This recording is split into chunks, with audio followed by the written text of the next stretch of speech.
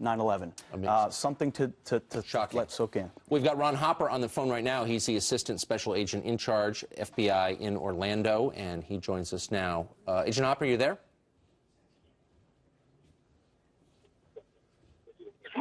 Yes, sir. Can you hear me? Yes, we sure can. Thanks a lot for joining us this morning. So we're trying to parse the answer to the question posed by our Steve Ducey.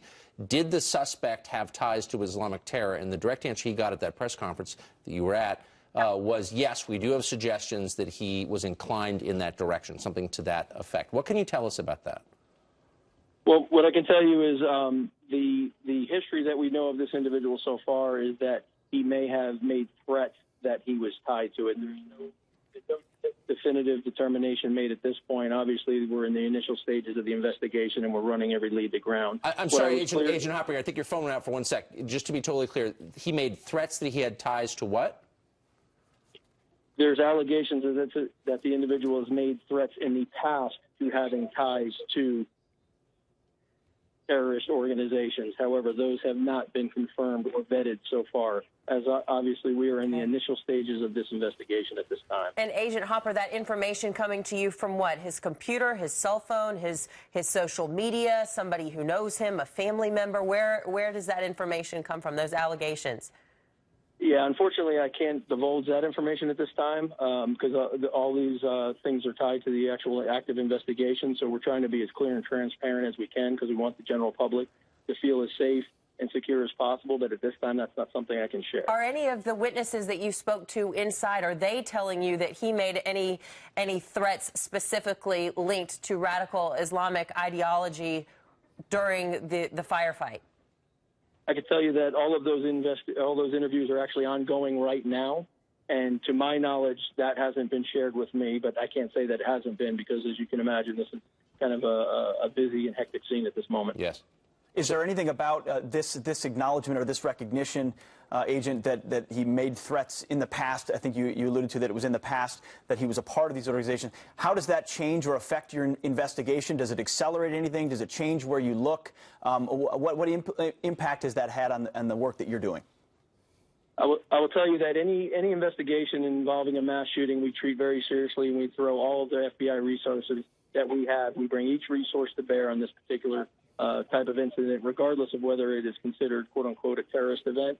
So there's obviously an uptick in urgency, and everything that we're doing is being addressed to the fullest and maximum potential. So it sounds like you know this man's identity. Do you? And if so, was he a U.S. citizen? I can't confirm for you right now that we, in fact, know his identity for sure. We're actually trying to confirm that. So once we do, that's information we will be sharing. We will be also having a 9:30 press conference here from the Orlando area. Can you give us an age range on the suspect, on the gunman?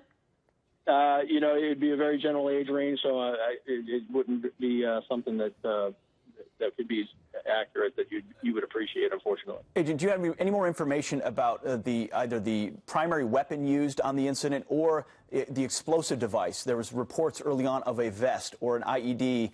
There was a controlled detonation is what we were told, but it may not have been since it was a storming. What do you know about the explosives that are found on scene? I can tell you that the investigation is still going on scene and that no explosive has been determined to be on scene at this point. There were devices that appeared to have resembled a device, so we do not have confirmation that it was an actual device.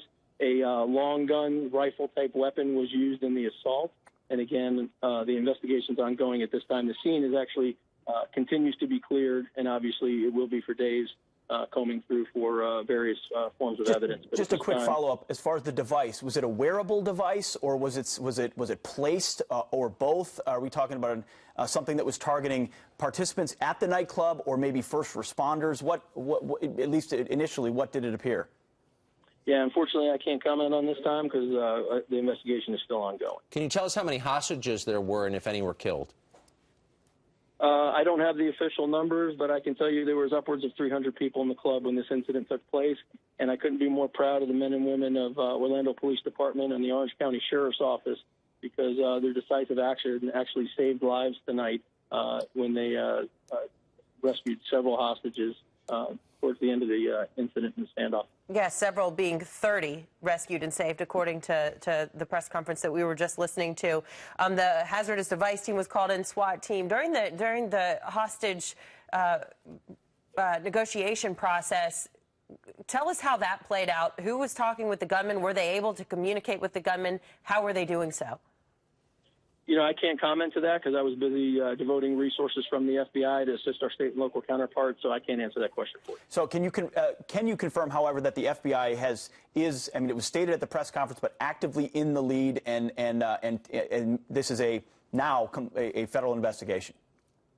Yes, I can confirm that we have assumed the lead in the investigation, but we continue to work collectively with our state and local counterparts. We are very blessed in this Orlando area to have such a fine working relationship with our men and women in law enforcement. Right. So we will continue to work it as a unified command, but we have assumed lead in the investigation. That is correct. So are you confident that there was no plot involved and that the public in Orlando and the rest of the country should feel safe, that this wasn't part of something bigger? Yeah, as I stated in the press conference, I can tell you at this time there's no singular or clearly identifiable threat to any other venues, locations, or potential plots here or throughout the U.S. that we are aware of. But again, we are running everything to ground, and we are at the initial stages of this investigation. Could we As you've heard us say before, these are marathons; they're not sprints.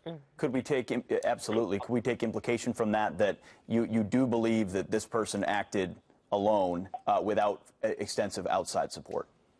I can tell you at this point in time, that's the information we have, but we're treating it as if it could be any number of things. So we're not going to. We're going to let the facts lead us to the end conclusion, like the FBI always does, and we won't be able to share much more information until we get to that point. Agent Hopper, thanks for joining us this morning. We appreciate it. Thank you for having me. Thanks a lot. Friends, we're going to continue to follow our top story.